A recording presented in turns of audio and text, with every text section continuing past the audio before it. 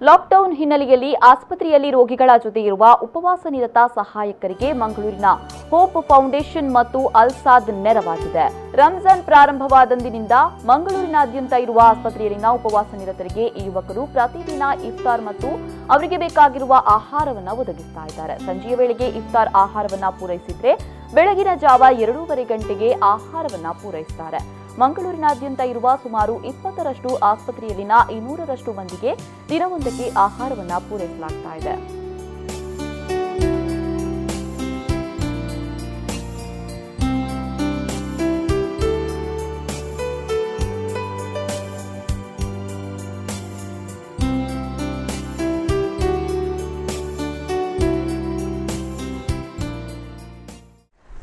ನಾವು ಈಗ iftar food daily ಕೊಡ್ತಿದ್ದೇವೆ. 200 ಪ್ಯಾಕ್ಸ್ ಫಸ್ಟ್ ರಂಜಾನಿಂದ ಸ್ಟಾರ್ಟ್ ಮಾಡಿದ್ದೇವೆ.